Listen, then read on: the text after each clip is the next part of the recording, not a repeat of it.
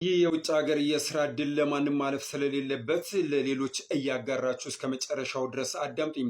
በዛሬው ዕለት የስራና ክህሎት ሚኒስቴር በማህበራዊ ትስስር ገጹ ላይ ባጋራው መረጃ ለጣሊያን ሀገር የስራ እድል ምዝገባ ጥሪን አቅርቧል። ይህም ደግሞ ሚኒስቴር መስሪያ ቤቱ በገባው የሁለትዮሽ ስምምነት መሰረትም በህጋዊ የውጭ ሀገር የስራ ስምሪት ፕሮግራምም በጣሊያን ሀገር በሆቴልና መስተንግዶ ሆስፒታሊቲ ዘርፍ የሰው ኃይልም ይፈለጋል። ስለሆነም የዜጎች መብት ደህንነትና ጥቅም በማስጠበቅ ህጋዊ በሆነ መንገድ ወደ ጣሊያን ሀገር ሄደው መስራት የሚፈልጉ አመልካቾች እንድታመለክቱ ሲልም የስራና ክህሎት ሚኒስቴር ጥሪ ያቀረቡ።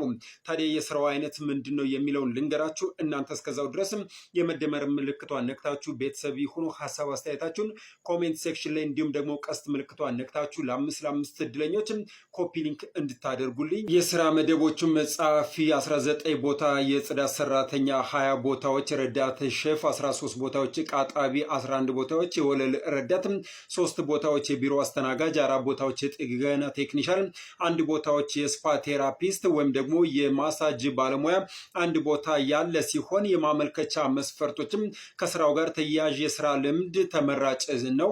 ለአብዛኛው የስራ መደቦችም እንግሊዘኛ ወይም ደግሞ ጣሊያንኛ ቋንቋ የግድ ያስፈልጋል። ለእያንዳንዱ የሙያ መደብ ተዛማጅ የሙያ ማረጋገጫ ወይም ደግሞ የሆቴልና መስተንግዶ ትምህርት ተመራጭ ነው ብሏል። ታዲያ የስራ ቆይታና ለመመዝገብ የሚያስፈልጉ ነገሮችን ከስራና ክህሎት ሚኒስቴር የፌስቡክ ገጽ ላይ ገብታችሁ መመልከት ትችላላችሁ።